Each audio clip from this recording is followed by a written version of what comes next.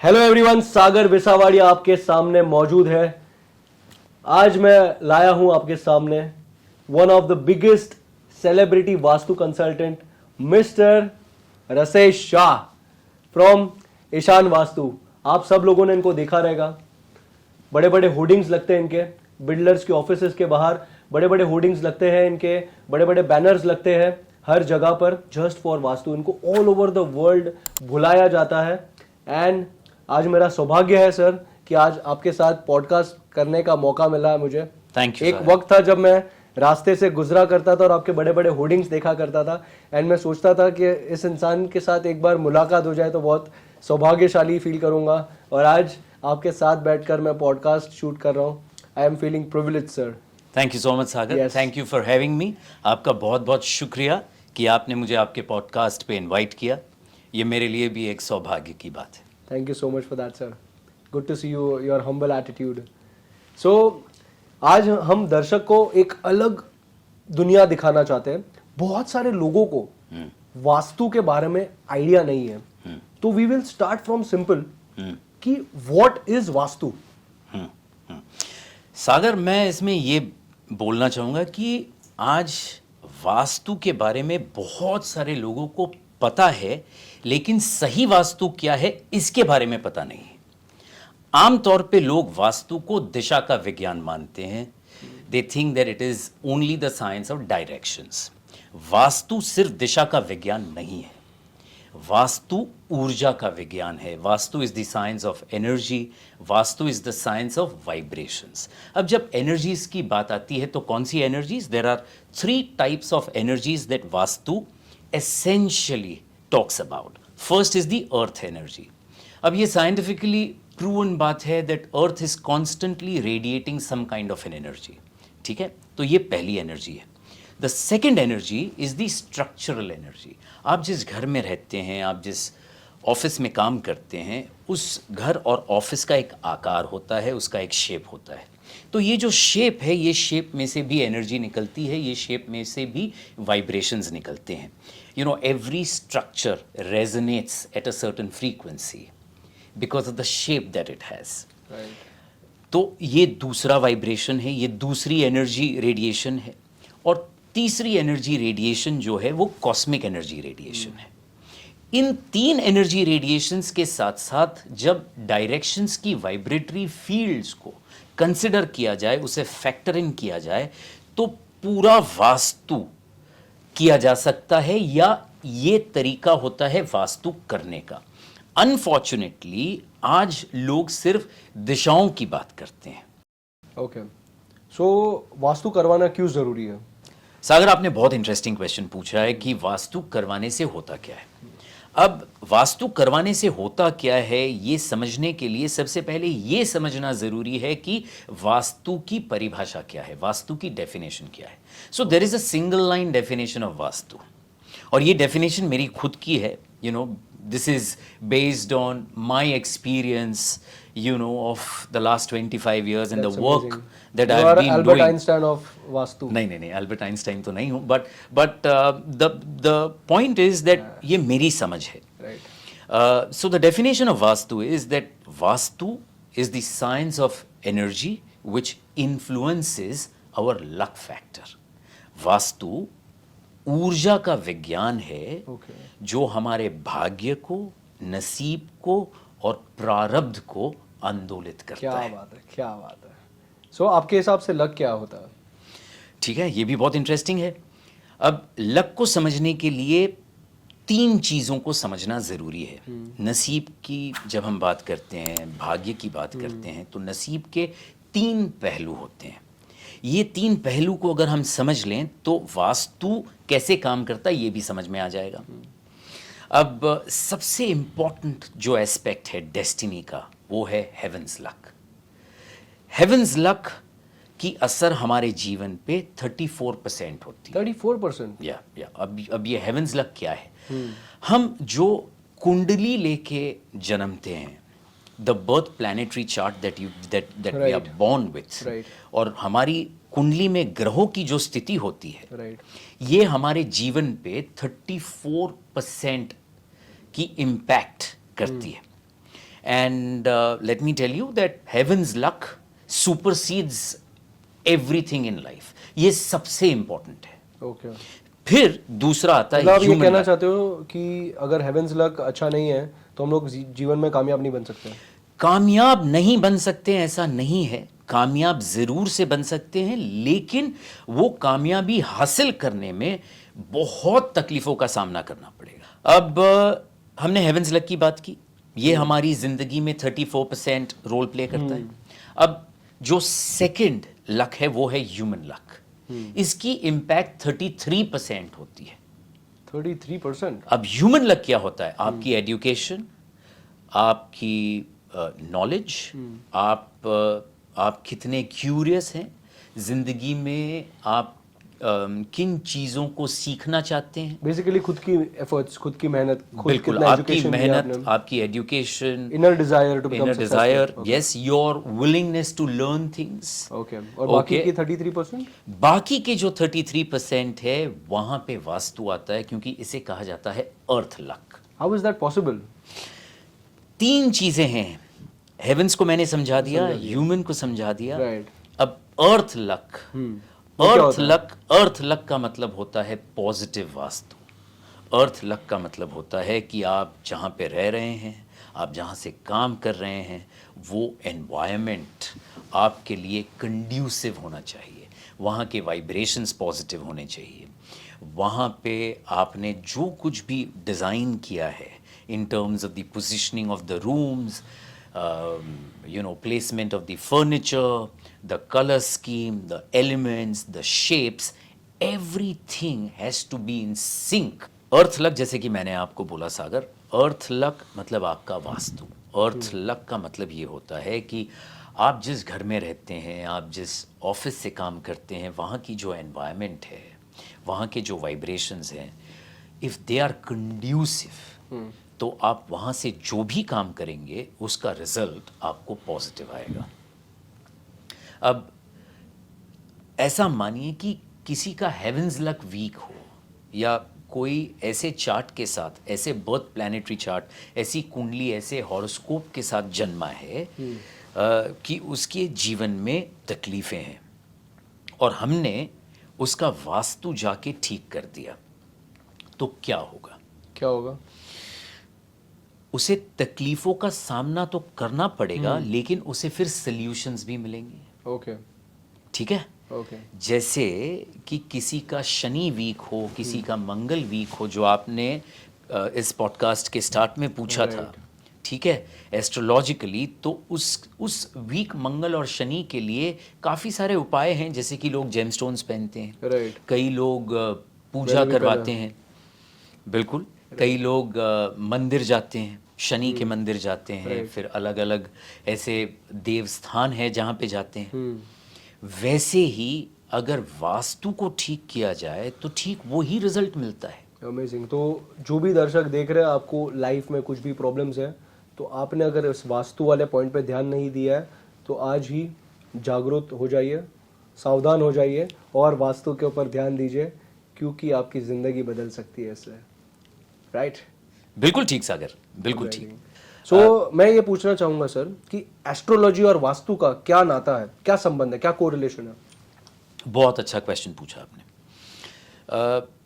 So Vastu is incomplete without astrology. ठीक है. आमतौर पे ऐसा माना जाता है कि 2 दिशाएं हैं जो बहुत पावरफुल हैं, और 2 दिशाएं हैं जो बहुत नेगेटिव और ख़राब है, वीक है. जैसे कि नॉर्थ और ईस्ट को बहुत पॉजिटिव मानते हैं, ओके, और साउथ और वेस्ट को नेगेटिव मानते हैं. ठीक है. You are also from the real estate fraternity. आपको मालूम है कि अगर south facing apartments, south facing properties अगर बेचनी हो किसी डेवलपर को, तो कितनी बड़ी चैलेंज है, बहुत बड़ी चैलेंज है. लेकिन मैं सबसे पहले लोगों को ये बता दूं कि इस सदी के जो महानायक है अमिताभ बच्चन, वो जिस घर में रहते हैं, उनका जो बंगलो है जुहू में, जलसा, that is facing the south. Wow, मुझे मोटिवेशन मिल गया. पता है क्यों sir? I also stay in a south facing house. Lovely, lovely. मतलब मेरा सक्सेसफुल होना फिक्स है. सो कोई भी दिशा सही या खराब नहीं है, कोई भी दिशा पॉजिटिव या नेगेटिव नहीं है। ये डिपेंड करेगा रहने वाले की और खरीदने वाले Birth की date. बर्थ प्लैनेटरी चार्ट पे। इसके लिए मैं आपको एक एग्जांपल देता हूँ। सागर, ऐसे समझिए कि एक मल्टी स्टोरी बिल्डिंग है, राइट ठीक है। उस मल्टी स्टोरी बिल्डिंग में सारे फ्लैट्स आइडेंटिकल है, राइट ठीक है। अज्यूम करिए कि वो सारे फ्लैट्स नॉर्थ फेसिंग है, राइट ठीक है। 15 माले की बिल्डिंग है, Right. सारे फ्लैट्स नॉर्थ फेसिंग है। The bathroom location is the same in all those flats naturally, क्योंकि प्लम्बिंग लाइन को चेंज नहीं किया जा सकता। The kitchen is in the same Right. Direction. Right थोड़ा बहुत फर्क हो सकता है रूम की एलोकेशन में और फर्नीचर की प्लेसमेंट में। सागर, आपको ऐसा लगता है कि उस बिल्डिंग में रहने वाले सारे लोगों के सक्सेस ग्राफ्स एक सरीके होंगे? नहीं नहीं, इम्पॉसिबल। कोई दिवालिया भी हो चुका होगा उसमें, किसी का धंधा बहुत अच्छा भी चल रहा होगा, और कोई मिडिल क्लास भी होगा। बिल्कुल सही, यस, बिल्कुल सही। इनफैक्ट सागर, एक घर में अगर दो भाई रहते हैं तो दोनों भाइयों की सक्सेस ग्राफ्स अलग अलग होती है, या दैट्स है ना। एक भाई कामयाब होगा, दूसरा भाई उतना कामयाब नहीं होगा। Father and son, right. ऐसे कितने एग्जाम्पल्स हैं, Right. ऐसे कितने सेलिब्रिटीज हैं जिनके फादर्स बहुत सक्सेसफुल हुए और उनके बेटे उतने सक्सेसफुल नहीं हुए। लेकिन इससे क्या रिलेशनशिप में भी प्रॉब्लम आ सकती है? रिलेशनशिप में भी आती है, हेल्थ पे भी आती है, बहुत सारी चीज़ों पे वास्तु की असर होती है। लेकिन सबसे पहले इसे समझ लीजिए, अब ऐसा होता क्यों है? If all the apartments are facing the north, if all the flats are facing the north in that building, तो नॉर्थ अगर पॉजिटिव डायरेक्शन है जैसे कि वास्तु में कहा जाता है, तो फिर हर किसी को वहां पे सक्सेसफुल होना चाहिए। Right. लेकिन ऐसा होता नहीं है, राइट ठीक है। क्योंकि जब तक नॉर्थ डायरेक्शन आपकी कुंडली के साथ मेल नहीं खाएगी, if it is not in sync with your birth planetary chart, तब तक नॉर्थ डायरेक्शन आपको रिजल्ट नहीं देगी। राइट। तो आप कहना ये चाहते हो इन द एंड कि जो भी इंसान घर खरीद रहा है उसको पहले घर खरीदने से पहले उसका वास्तु चेक करवाना चाहिए, उसके बर्थ डेट के साथ प्रॉपर है या नहीं है, बिल्कुल। उसको वो घर जमेगा या फलेगा बिल्कुल। या नहीं फलेगा, उसके बाद उसको वो घर खरीदना चाहिए। बिल्कुल। Yes. खासकर जिस किसी के भी नाम पे प्रॉपर्टी रजिस्टर होने वाली है उस बंदे का, उस बंदे का, उस इंसान की कुंडली देखना बहुत जरूरी है। It is very important. So you know, vastu does not work on thumb rules. Okay. Vastu में कोई भी फिक्स्ड नियम नहीं है जैसे समझाया जाता है, राइट। ठीक है। And in the end, you know, I would want to say that vastu without astrology is like pizza without cheese और garden without flowers. Taste is spoiled already. But yeah, I mean, like, this is a very good thing that you have told everyone. जो भी आप लोग घर खरीद रहे हो, अगर आप करोड़ों रुपए डाल रहे हो घर खरीदने में, उसके पहले एक बार चेक करा लेने का। अगर आप कोई स्कूल में जा रहे हो, अपने बच्चे को एडमिशन दिलाने वाले हो, तो आप पहले चेक करोगे ना कि वो स्कूल कैसी है, कैसा पढ़ाया जाता है, दूसरे लोगों से आप पूछोगे। तो उसी तरीके से अगर आप घर खरीद रहे हो तो आप वास्तु वाले को पूछ सकते हो कि उसका वास्तु बराबर है या नहीं है। एंड सेकेंडली, और एक चीज याद रखनी है, without Vastu person, without a lawyer और without a real estate consultant घर कभी मत लेना, फंस सकते हो, करोड़ों रुपए का नुकसान हो सकता है।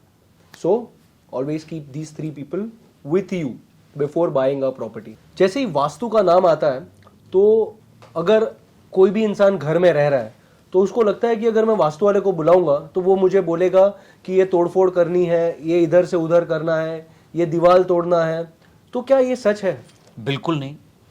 देखिए, हर वैदिक साइंस के साथ जितने भी हमारे प्राचीन विज्ञान हैं, उनके साथ कोई ना कोई गैर मान्यताएं जुड़ी हुई होती हैं, मिथ्स होती हैं साइंस को लेकर। राइट। जो सबसे बड़ी मिथ है वास्तु में, वो ये है कि वास्तु करवाना है तो तोड़फोड़ करवानी अनिवार्य है। You no, it is inevitable. उसके बिना आप कैसे चेंज करोगे वास्तु?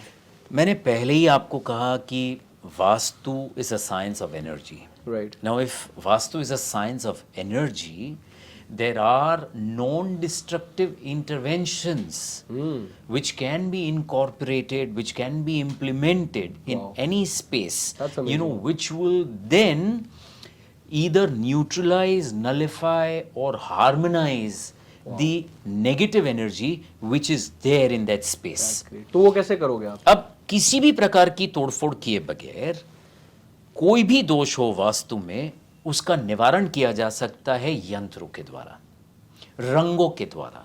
रंग रंग, कलर्स। कौन सा कलर? अब जैसे कि इस रूम में हम शूट कर रहे हैं, राइट, ठीक है, यहाँ पे ये ब्लू कलर आप देख रहे हैं, राइट, ठीक है। अब इस ब्लू कलर की एक वेवलेंथ है, राइट, और क्योंकि वेवलेंथ है तो रेडिएशन है, और इसमें से एक प्रकार की ऊर्जा निर्मित हो रही है। ओके, अगर मुझे ये मालूम है कि ब्लू कलर का इस्तेमाल कहाँ पे करना चाहिए, तो अगर उस दिशा में मान लीजिए कोई दोष है, तो वो दोष के निवारण के लिए अगर मैं ब्लू कलर का या नीले रंग का इस्तेमाल करता हूं, तो वो दोष का निवारण हो जाएगा। ये नॉन डिस्ट्रक्टिव रेमेडी है। That's amazing, that's amazing. वैसे ही बहुत सारे यंत्र है, बहुत सारे शुभ चिन्ह है जिनका प्रयोग किया जा सकता है।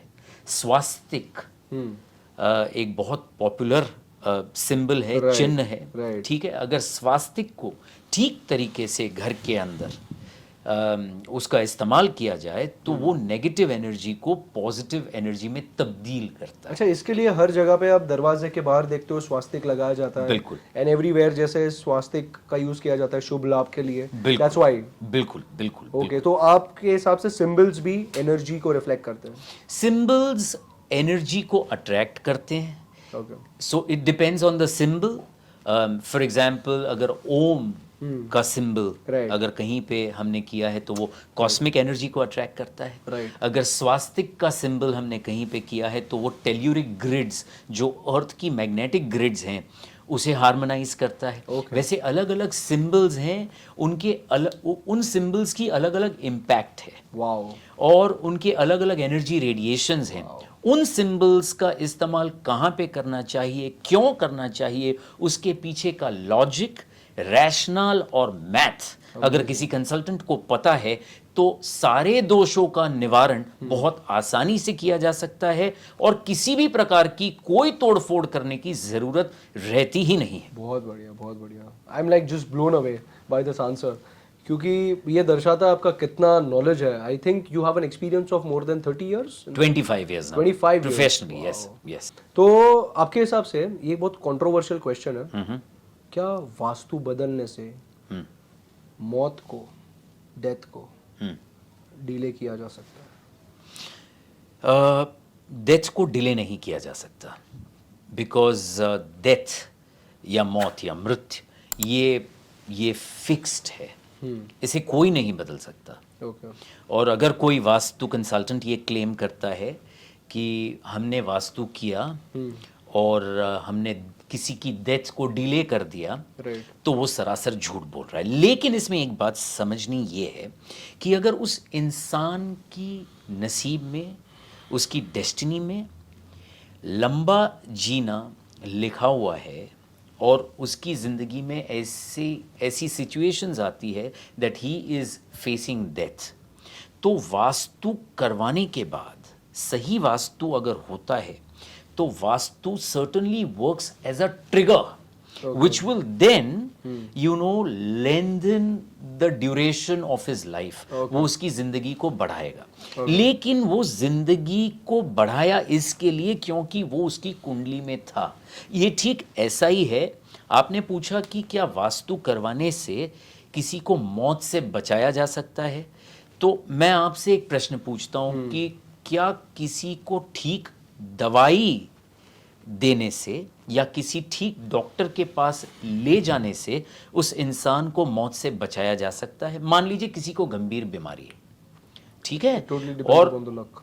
और उसको डॉक्टर के पास ले गए और वो डॉक्टर ने उसे दवाई दी, उसका इलाज किया, उसका ऑपरेशन किया और वो इंसान ठीक हो गया, ठीक है, तो उसका क्रेडिट डॉक्टर को मिलता है।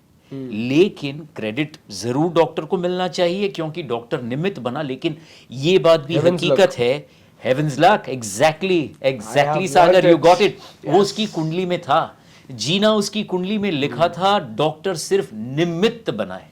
वैसे ही वास्तु निमित्त बनता है, लेकिन इस दुनिया में कॉज और इफेक्ट का एक लॉ है। तो कोई लोग अगर ये कहे कि डेस्टिनी में लिखा है तो बच गया, तो फिर वास्तु की क्या जरूरत है, तो फिर अगर वास्तु की क्या ज़रूरत है तो फिर डॉक्टर के पास जाने की भी क्या ज़रूरत है। राइट।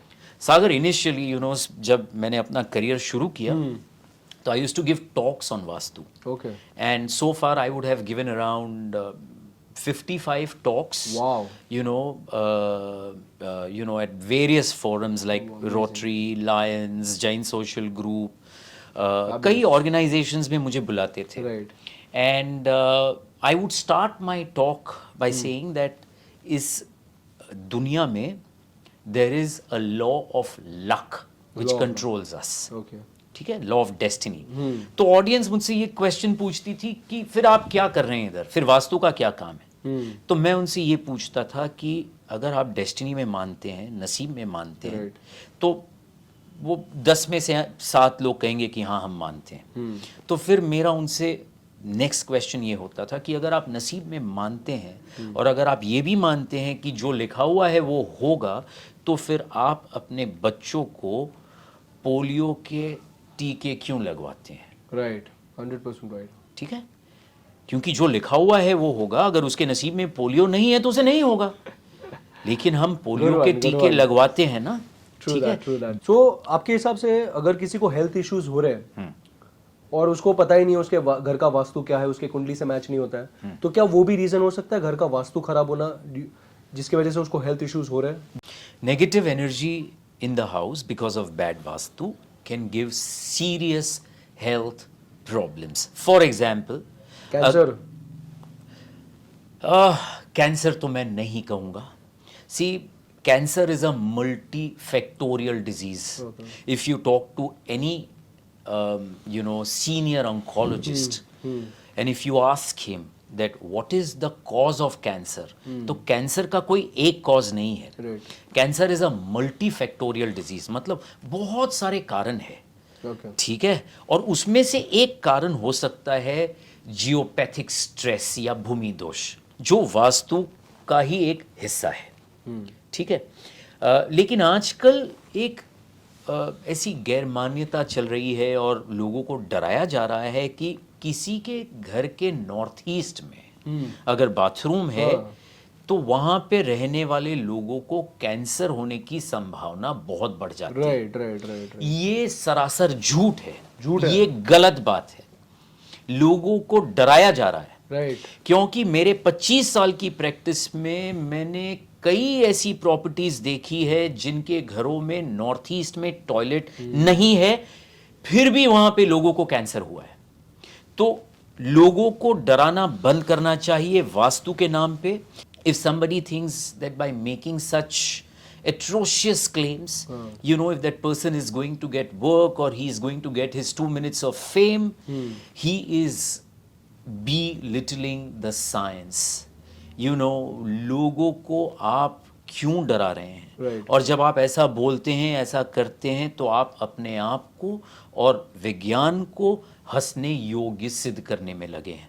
क्योंकि आप किसी भी ऑन्कोलॉजिस्ट, डॉक्टर या स्पेशलिस्ट के पास जाएंगे जो कैंसर पे काम करते हैं, जो सालों से रिसर्च करते हैं, वो भी इस शब्द का बारी बारी प्रयोग करते हैं that cancer is a multi factorial disease. कोई भी एक कारण नहीं है। अपना ये कंक्लूजन है कि अगर हम अपने घर का वास्तु इंप्रूव करें तो एनर्जीज इंप्रूव हो जाएगी, जिससे हमें जो हेल्थ की इश्यूज हो रही है वो सॉल्व हो सकती है। बिल्कुल बिल्कुल, क्योंकि घर की एनर्जी की सीधी इम्पैक्ट हमारी फिजिकल हेल्थ, हमारी मेंटल हेल्थ और इमोशनल हेल्थ पे होती है। तो लेकिन हमारे जो बहुत सारे दर्शक हैं, they are not too rich और they are not well to do with money. जैसे लोगों के माइंड में एक ये है विचारधारा है कि वास्तु जो लोग करवाते हैं वो सिर्फ अमीर लोग करवाते हैं। सो क्या वास्तु इतना कॉस्टली होता है? बिल्कुल नहीं, बिल्कुल नहीं। ये मुझे नहीं मालूम कि ये विचारधारा कहाँ से आई, ये धारणा कहाँ से आई लोगों के मन में। जो विज्ञान है वो विज्ञान है। ये ऐसा कहना है कि योग अमीर लोगों के लिए है और गरीब लोग योग नहीं कर सकते या योगा नहीं कर सकते। सही है। योगा कोई भी कर सकता है, वैसे वास्तु कोई भी कर सकता है। ऐसा जरूरी नहीं है कि सिर्फ अमीर लोग ही वास्तु कर सकते हैं। अब जैसे कि वास्तु में ये कहा जाता है कि अगर आपको ठीक तरीके से सोना हो आपको डीप स्लीप चाहिए और आपको अगर अच्छी सेहत चाहिए तो आपको आपका सर साउथ डायरेक्शन में यानी कि दक्षिण दिशा में रख के सोना चाहिए। अब ये कोई भी कर सकता है। कोई भी कर सकता है, लेकिन साउथ में सर रख के सोने से ऐसा क्या फायदा होगा जो नॉर्थ या ईस्ट में सर रख के सो रहे? Very interesting question. इसके पीछे का साइंस समझाता हूं मैं आपको। Earth is a magnet, right ठीक है। We as humans are good conductors, right ठीक है। जब आप या कोई भी साउथ डायरेक्शन में सर रख के सोता है तो होता यह है कि अर्थ की जो मैग्नेटिक फील्ड है वो हमारे शरीर पे इम्पैक्ट करती है। राइट अब हमारे आईब्रोज के बीच में यहाँ पे ठीक है एक ग्लैंड होती है जिसे कहते हैं पीनियल ग्लैंड, राइट यहाँ पे, ठीक है। That pineal gland is magneto sensitive in nature. When I say magnetosensitive in nature, what it means is it gets impacted with the magnetic field of the earth. Okay पृथ्वी की जो चुंबकीय ऊर्जा है उसकी सीधी असर पीनियल ग्लैंड पे होती है। Amazing. Pineal gland is a gland which releases a hormone called melatonin. And melatonin is a sleep hormone. Yes तो जब आप साउथ डायरेक्शन में सर रख के सोते हैं तो पीनियल ग्लैंड पे अर्थ की पृथ्वी की मैग्नेटिक फील्ड चोट पहुंचाती है और वो इतनी सही तरीके से चोट पहुंचाती है कि मेलाटोनिन की जो सीक्रीशन होती है वो बहुत ही बैलेंस्ड मात्रा में होती है। ओके इसके लिए मैं सोचता हूँ कि मैं जैसे ही ऐसे बेड पे बैठता हूँ, जैसे ही मैं सर रखता हूँ अपने पिलो पे, फटाक से नींद आ जाती है मुझे। बिल्कुल बिल्कुल। आप डायरेक्शंस चेक कर लीजिएगा, आप शायद साउथ में ही सोता हूँ मैं, देखिए। I have checked it. So what happens is the secretion of melatonin, okay, is very balanced. Yes. Because the pineal gland gets rightly activated. Okay. Now, today there is research, there is ample amount of evidence, and there are sleep scientists who do research on sleep. Yeah. और ये माना जाता है कि अगर आप ठीक से सो गए और आपने आपकी नींद पूरी कर ली तो 90% of the health problems are taken care of. So आज जो बहुत सारे लोग हैं जिनको इंसोम्निया है, नींद नहीं आती है, या उन लोगों को बहुत सारे लोग डिजिटली इतने व्यस्त है या उनको रात को सोते भी है तो उनको लगता है कि उनकी नींद पूरी नहीं हुई, तो उसके पीछे भी ये कारण है, direction is one of the reasons. और हमारे यहाँ सालों से, हजारों सालों से लोग ये जानते थे कि जब आदमी को सोना है तो दक्षिण की तरफ साउथ में सर करके सोना चाहिए। और नॉर्थ में आप जानते हैं, मैं आपको कुछ बताना चाहता हूं कि नॉर्थ में सर कब किया जाता है? जब इंसान मर जाता था। बिल्कुल बिल्कुल।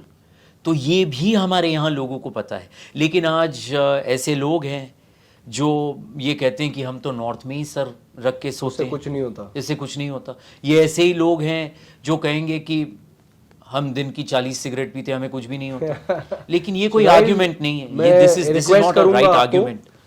आपके माँ बाप भी है घर पर, आपके बच्चे भी है जो आपसे बहुत प्यार करते हैं, तो ये एक साइंस है, इसको जस्ट एक बिलीफ के ऊपर, अंधविश्वास के तरह मत लीजिए। और अगर आज ये पॉडकास्ट देखने के बाद भी आपने अगर आपकी डायरेक्शन नहीं देखी तो मैं समझूंगा मेरे एफर्ट्स व्यर्थ गए। लेकिन अगर आपने आपकी डायरेक्शन देखी और साउथ में सोना स्टार्ट कर दिया, आप रिजल्ट्स देखेगा, आप खुद खुश हो जाओगे, बिकॉज ये कोई आम इंसान नहीं बता रहा है। This is mister Rasesh Shah speaking his wisdom. So आप स्लीप की बात कर रहे थे सर, तो आज सबसे जो मोस्ट इंपॉर्टेंट फैक्टर है जिसके लिए पेरेंट्स, बच्चे सब टेंस्ड है, उनको अच्छे मार्क्स नहीं आते, स्टडी के लिए क्या कहना चाहेंगे? कौन सा डायरेक्शन बेस्ट है स्टडी करने के लिए? बहुत अच्छा क्वेश्चन पूछा है आपने। देखिए, मैंने साइंस की बात की, तो आज जो न्यूरो साइंटिस्ट हैं उनका ये मानना है और उन्होंने जो रिसर्च की है उससे ये पता लगता है कि हमारे ब्रेन में there are place neurons and they fire differently depending on which direction you are facing. इसका मतलब ये है कि जब आप किसी एक डायरेक्शन को देखते हैं तो वो डायरेक्शन की वाइब्रेटरी फील्ड की आपकी ब्रेन की न्यूरल एक्टिविटी पे जो इम्पैक्ट होती है, ठीक है, वो एक प्रकार की होती है। विज़िबी जब आप कोई दूसरी डायरेक्शन देखते हैं या दूसरी दिशा देखते हैं तो वो एक्टिविटी में फ़र्क आता है। तो अगर आपको ये जानना है कि पढ़ाई के लिए, कंसंट्रेशन के लिए, फोकस के लिए कौन सी दिशा है, तो वो एक ही दिशा है, ईस्ट, पूर्व। तो जिनको टॉपर बनना है वो ईस्ट फेसिंग करके स्टडी करें। ईस्ट डायरेक्शन एक ऐसी डायरेक्शन है जहाँ पे अगर कोई बच्चा या बच्चा ही क्यों, जिस किसी को भी पढ़ाई करनी हो, कुछ जानना हो, ज्ञान लेना हो, अगर वो ईस्ट फेसिंग बैठ के पढ़ाई करेगा या किसी विषय को समझने की कोशिश करेगा तो वो डायरेक्शन की सपोर्ट उसे मिलेगी। और जो एक्टिविटी होगी ब्रेन में, जो न्यूरल एक्टिविटी होगी, वो बहुत कंड्यूसिव होगी किसी भी चीज़ को समझने के लिए, उसे याद रखने के लिए। मेमोरी में भी बहुत पॉजिटिव रिजल्ट्स पाए गए हैं अगर कोई ईस्ट फेसिंग बैठ के पढ़ाई करता है। डेफिनेटली। मुझे ये डायरेक्शंस का तो आइडिया नहीं है, लेकिन मुझे ये याद है जब बचपन में मैं पढ़ाई करता था, एक पर्टिकुलर लोकेशन में मैं पढ़ाई करता था, तो उधर मेरा पढ़ाई अच्छे से नहीं होता था, लेकिन अगर मैं लोकेशन चेंज कर देता था तो मुझे अच्छा रिजल्ट मिलता था उससे। और ये चीज़ मेरी मम्मी ने बताया कि यहाँ पे अगर आप पढ़ के आपको नहीं हो रहा है पढ़ने, तो आप एक काम करो, लोकेशन चेंज कर दीजिए। मुझे लगता है शायद से उनको तो इतना आइडिया नहीं है, लेकिन ये हमारे पूर्वज इसी के लिए बताते होंगे ताकि डायरेक्शंस की वजह से। बिल्कुल बिल्कुल, डायरेक्शंस, या एब्सोल्युटली। सो अभी बहुत सारे लोग हैं in Mumbai, in India, lot of people are staying on rent. तो क्या रेंटल का, फ्लैट का भी वास्तु उतना ही इम्पैक्ट करता है जो एक खुद का घर का वास्तु होता है? या लोग सोचते हैं कि मैं तो यहाँ पे सिर्फ कुछ चंद सालों के लिए हूँ, 2-3 साल के लिए, तो इतना वास्तु का इतना लेना देना, इतना सोचना नहीं चाहिए, नहीं तो फ्लैट ही नहीं मिलेगा, क्योंकि फ्लैट ही नहीं मिलता है, फ्लैट्स का इतना शॉर्टेज है। अगर उसमें भी वास्तु डाल दे तो फ्लैट्स ही नहीं मिलेंगे। तो उसके ऊपर क्या कहना चाहते हैं?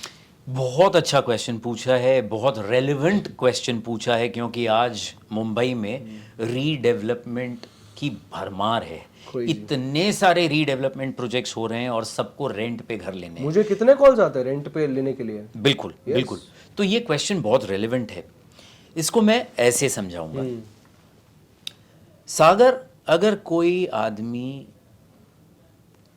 कैब करके एक डेस्टिनेशन से दूसरी डेस्टिनेशन पे जा रहा है, कैब करके मतलब उसकी खुद की गाड़ी में नहीं, ठीक है, ऊबर में जा रहा है, ओला में जा रहा है, टैक्सी में जा रहा है, और अगर वो गाड़ी का एक्सीडेंट हो जाए या वो गाड़ी खराब हो जाए तो क्या वो अपने डेस्टिनेशन पे टाइम पे पहुंच पाएगा? नहीं पहुंच पाएगा। ठीक है, गाड़ी तो उसकी नहीं है, राइट, गाड़ी तो उसके नाम पे नहीं है, राइट, फिर भी उसको दिक्कतों का सामना करना पड़ेगा। क्या बात है ना? Amazing answer. वैसे ही अगर घर आपके नाम पे हो या ना हो, आपका खुद का हो या ना हो, अगर उस घर में नेगेटिव एनर्जी है तो आपको उस नेगेटिव एनर्जी के जितने भी नेगेटिव रेपरकशंस और इम्प्लीकेशंस हैं उसका सामना करना पड़ेगा। तो ये बात बिल्कुल मायने नहीं रखती कि जगह आपके नाम पे है कि नहीं है। What is important is कि even if the space is rented, the space has to be positive, it has to be in sync with your planetary chart, और उसका वास्तु ठीक होना चाहिए। न्यूमरोलॉजी नंबर भी, न्यूमरोलॉजी की भी वेटेज है, numerology is also a science. और आज मैं लोगों को आपके शो के माध्यम से ये बताना चाहता हूँ कि न्यूमरोलॉजी की impact overall, you know, in the larger scheme of things is not more than 5%. सिर्फ 5%? 5%, तो इतने सारे लोग जो करते हैं न्यूमरोलॉजी नंबर, मोबाइल नंबर में न्यूमरोलॉजी, घर में न्यूमरोलॉजी, तो वो बिल्कुल उसकी इम्पैक्ट है। सबसे ज्यादा इंपॉर्टेंट क्या है सागर, अब आपको मालूम है? Vastu, heaven's luck. heaven's luck, right? You know, in the beginning of this podcast I said that heaven's luck 34% supersedes everything in life. ठीक है, your birth planetary chart is the most important and the most critical. Right. अब उसके बाद आता है human, फिर आता है अर्थ।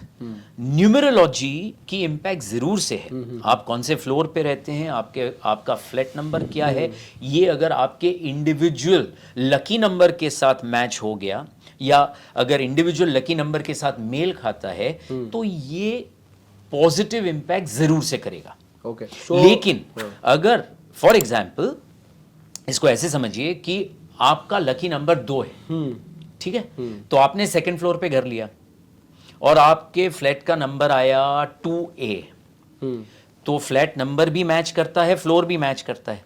लेकिन अगर उस फ्लैट का वास्तु खराब है तो ये नंबर्स आपको नहीं बचा सकते हैं। True, you will have to bear the brunt of negative Vastu. Got it. So अगर मुझे सपोज एक बिल्डिंग पसंद है, मुझे उसमें ही रेंट पे चाहिए प्रॉपर्टी, और उसमें एक ही फ्लैट अवेलेबल है रेंट पे, तो क्या अगर उसका वास्तु बराबर नहीं है लेकिन मुझे वो फ्लैट चाहिए ही चाहिए, तो मैं आपको बोलूं कि इसका मुझे इसमें ही रहना है, आप उसका वास्तु ठीक कर दो, क्या आप कर सकते हो? वो डिपेंड करता है कि अगर वास्तु ठीक नहीं है तो कितनी मात्रा में ठीक नहीं है। ओके, ठीक है, कोई कोई दोष ऐसे होते हैं जिनको ठीक नहीं किया जा सकता, वो दोष बियॉन्ड रिपेयर होते हैं। ओके, तो अगर ऐसे कोई दोष हैं तो वो ठीक नहीं किए जा सकते। ओके।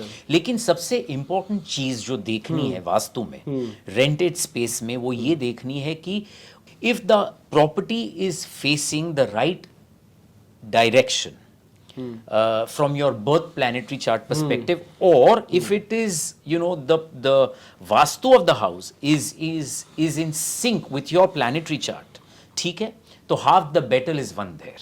फिर बाकी सब जो दोष हैं, छोटे मोटे जो वायलेशन है, उनको ठीक तरीके से हम न्यूट्रलाइज कर सकते हैं, नलिफाई कर सकते हैं, और वास्तु के उपाय के द्वारा उनका निवारण हो सकता है। फैबुलस। सो अभी मैं आपको बहुत एक कंट्रोवर्शियल क्वेश्चन पूछने वाला हूँ, जो आज बहुत चर्चा में है, कि टेम्पल के अंदर, मंदिर के अंदर लाल रंग, रेड कलर सही नहीं है।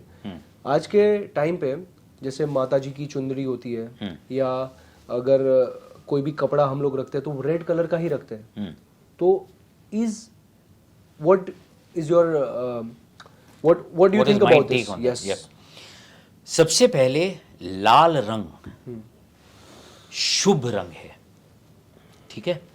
Red colour symbolizes, signifies auspiciousness। हमारे कल्चर में, हमारे ट्रेडिशन में लाल रंग को बहुत महत्व दिया हुआ है। ओके, अब मुझे नहीं मालूम कि ये कौन से वास्तु वाले ने ऐसे बोल दिया कि लाल रंग मंदिर में नहीं होना चाहिए। शायद इसके लिए बोला होगा कि लाल रंग अग्नि का भी प्रतीक माना जाता है, और अगर मंदिर में लाल रंग है तो वो अग्नि का प्रतीक है, इसके लिए नेगेटिव है। लेकिन लाल रंग सिर्फ अग्नि का प्रतीक ही नहीं है, लाल रंग में बहुत सारी ऐसी ऊर्जाएं हैं, ऐसे वाइब्रेशंस हैं जो नेगेटिव एनर्जी को काटती है। ओके, और यही रीजन है कि हम हमारे सारे शुभ कार्यों में लाल रंग का इस्तेमाल करते हैं। राइट, ठीक है, लाल सिंदूर, राइट, औरतें लाल चूड़ियां पहनती हैं, राइट, ठीक है, और लाल रंग का बिछोना होता है मंदिर में, और शादी में लाल रंग का जोड़ा होता है। लाल रंग का जोड़ा होता है, क्योंकि लाल रंग नेगेटिव एनर्जी को न्यूट्रलाइज करता है। अमेजिंग। लाल रंग में ताकत है, लाल रंग में ऊर्जा है, लाल रंग में शक्ति है। यही कारण है कि हमारे खून का रंग लाल है। Amazing, amazing, fabulous answer. तो लाल रंग नेगेटिव है और लाल रंग मंदिर में नहीं होना चाहिए, क्योंकि वो अग्नि का प्रतीक है। तो फिर मंदिर में दिया भी नहीं जलाना चाहिए, क्योंकि दिया तो अपने आप में ही अग्नि है। ये सारी हंसने योग्य बातें हैं। इन बातों से आप विज्ञान का नुकसान कर रहे हैं। You are belittling the science, you are ridiculing the science, people are making fun of this science। ऐसी बचकानी बातें ना करें, ऐसी बातें ना करें जिससे कि विज्ञान का नुकसान हो। साइंस की बात करें। So don't believe everything that you here, और उसके पहले थोड़ा रिसर्च कर लेना चाहिए अपना। और जो कि सर ये बोल रहे हैं, उनको 25 इयर्स का एक्सपीरियंस है, तो वो जो भी बोल रहे हैं वो सच ही बोल रहे होंगे। लास्ट में आपसे पूछना चाहूँगा कि Vastu is important for everyone. हर चीज में वास्तु देखना चाहिए, तो क्या खाने का डायरेक्शन भी जरूरी होता है? नहीं नहीं, नहीं। मतलब हर चीज में नहीं देखना चाहिए नहीं, वास्तु। अगर Basic- आपकी डाइनिंग टेबल सही है, डाइनिंग टेबल राइट, उसकी प्लेसमेंट अगर राइट है, डाइनिंग टेबल की शेप अगर सही है, तो आप डाइनिंग टेबल कौन सी shape होनी चाहिए dining table so the most conducive shape for a dining table is square, Square. And if square is not possible then rectangular. Okay, round नहीं होना चाहिए। Round shape will lead to unnecessary discussion. Okay, तो हमें बिल्कुल ये नहीं चाहिए कि जब हम परिवार के साथ बैठ के, फैमिली के साथ बैठ के खाना खा रहे हैं, तो वो जो हम बातें कर रहे हैं that leads to unnecessary discussion and then fights. इसके लिए वो राउंड टेबल कॉन्फ्रेंस बोला जाता है, इसमें बहुत सारी चीजें डिस्कस होती बिल्कुल, रहती है। so whenever you want to brainstorm, whenever you want to exchange ideas, whenever you want people to come up, you know, with innovative ideas, new ideas, round table is very conducive. Okay, आज हम लोग round table के देखिए आमने सामने बैठे हैं। देखिए, और कितनी इंटरेस्टिंग बातें हो रही हैं। आपके मुख से निकल रही है सारी बातें। That's amazing. So it was a fabulous podcast with you, Rasesh ji. Thank you. आज हमारे दर्शकों ने बहुत एंजॉय किया होगा। ये शायद से जो ज्ञान आप दे रहे हो वो करोड़ों रुपए खर्च करने के बाद भी वो शायद से अर्जित नहीं कर पाते, बिकॉज आई फील कि आपने जो 25 साल में जो बुक्स पढ़ी है, जो लेक्चर्स अटेंड किए हैं, जो नॉलेज गेन किया है, जो एक्सपीरियंसेस है, वो सारी चीजें आपने कही हुई है। बिल्कुल। एंड वो एक इंसान बुक भी पढ़ेगा तो उसको बुक पढ़ने में भी कितने महीने लग जाएंगे वो खत्म करने में, लेकिन आज जो भी दर्शक हमारा पॉडकास्ट देखेंगे वो फ्यू मिनट्स में समझ जाएंगे कि पूरा वास्तु होता क्या, पूरा वास्तु शास्त्र होता क्या है। अगर आज एक कोई भी इंसान वास्तु का कोर्स करना चाहे तो कितना खर्चा आता है? वो डिपेंड करता तो है भी कि 5 लाख 10 लाख के आसपास तो आ ही जाएगा। बिल्कुल, अगर आज ठीक से वास्तु आपको- सीखना हो तो आएगा। Yes, तो आज आपको ये सब नॉलेज फ्री में सीखने मिल रहा है। सो गाइस, फटाफट, अगर हमें आप फॉलो नहीं करते हो, मुझे इनको फटाफट फॉलो कर लीजिएगा, क्योंकि ऐसा ऐसा नॉलेज मिलता रहेगा आपको फ्री में।